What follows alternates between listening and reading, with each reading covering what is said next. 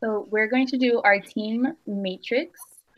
Mary will be typing out our responses for us. And Candace and James are going to start with the lower right quadrant on what is important to all of us on the team about being a high-performing team. I believe the first thing that needs to be addressed for the group matrix would be how all group members bring a certain type of diversity. We all have different opinions and different styles of learning. So diversity could be a really important value to bring to the table, as well as passion and dedication.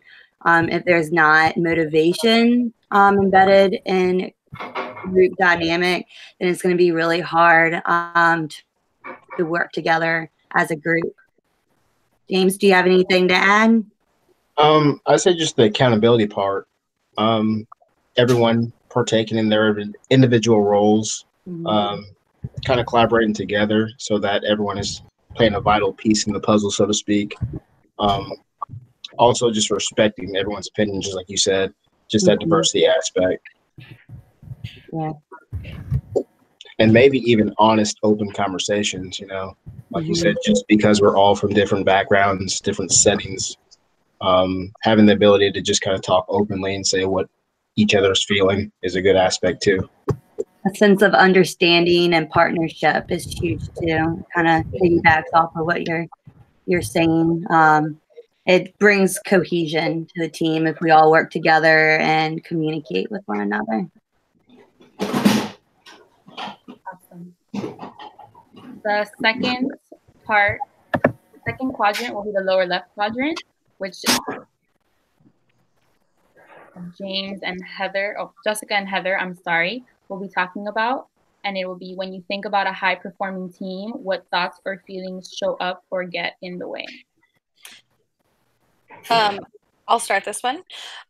Honestly, I feel like one of the things that can really get in the way when you have a team is miscommunication.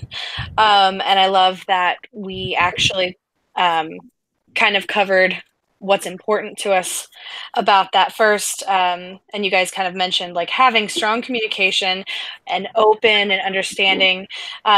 So that should help to counter the possibility of miscommunication.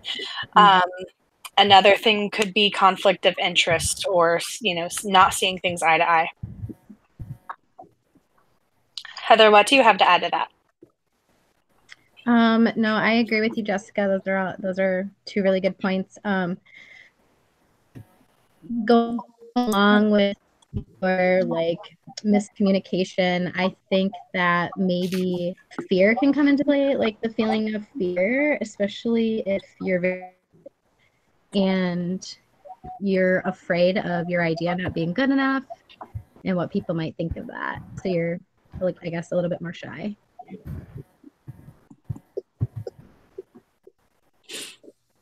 That can also bring the doubt and anxiety too. Just that unsure feeling. Yeah. It's also difficult because a lot of group members might have different problem solving techniques in the way they handle feedback. They address and absorb feedback differently. So understanding your group members and how they're gonna take your feedback and transfer it to more productivity is important as well. Yeah, it's really important to kind of be aware, like you were saying, of each other and how we give each other feedback and how we talk to each other. Be really understanding of people's emotions because everybody takes things differently. Whereas I can be maybe a little bit more stronger and take harder criticism. Someone else in the group might not be that way and might have that doubt and anxiety. And we don't want to belittle anybody in the group. Anybody else have anything else to add for that matrix? And just simple face-to-face communication. I know it can really be nerve-wracking. It plays into the whole anxious behaviors and us kind of video chat to me can be considered unnatural. So it really, public speaking can be difficult for some people. Absolutely.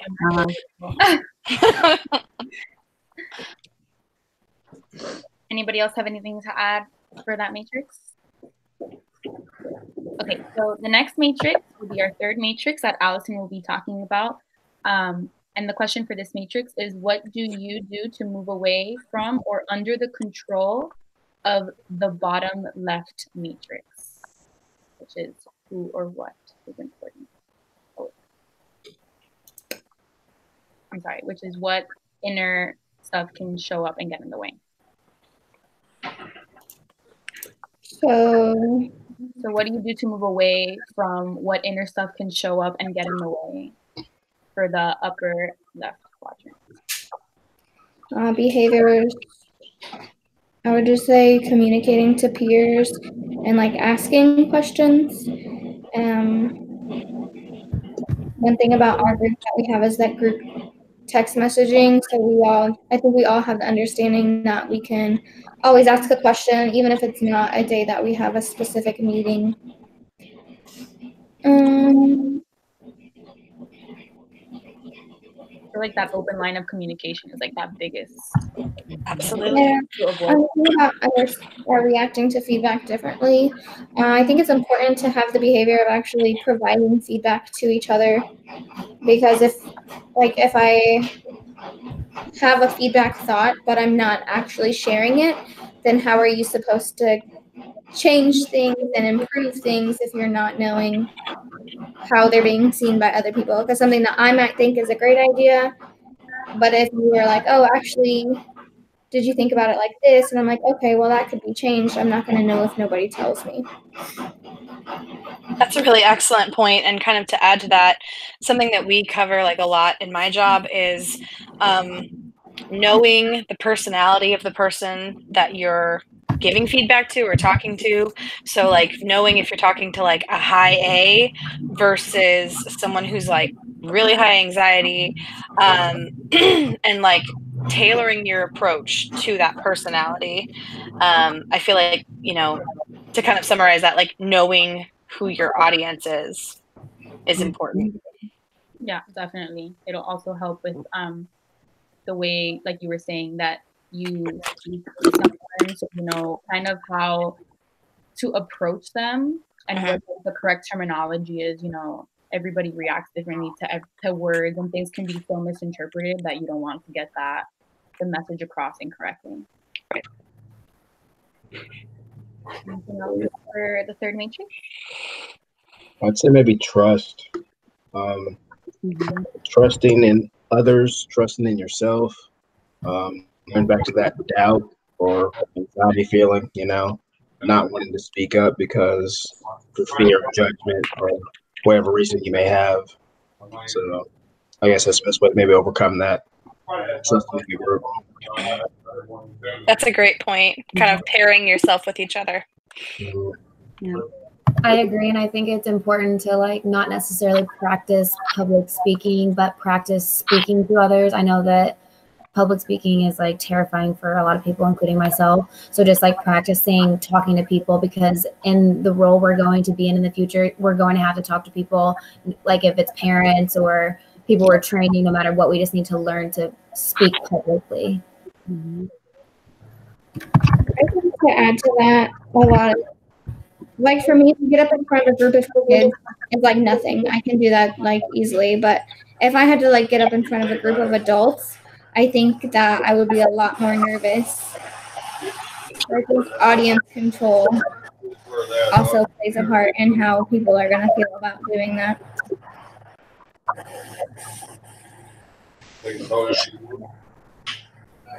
And then, so moving on to the last matrix, Jessica will be doing this one, and the question is, what could we as a team be seen doing to move towards who or what is important? For this one, it sounds like for our group, the main thing that we've talked a lot about is having open communication.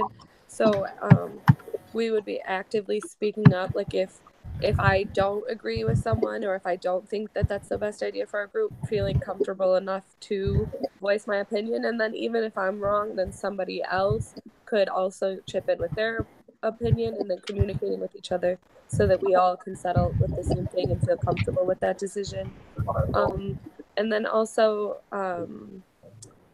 being responsible for your own work. So keeping up with the deadlines, being at the team meetings, like when they're scheduled, or making changes like today where everyone could be there for the meeting.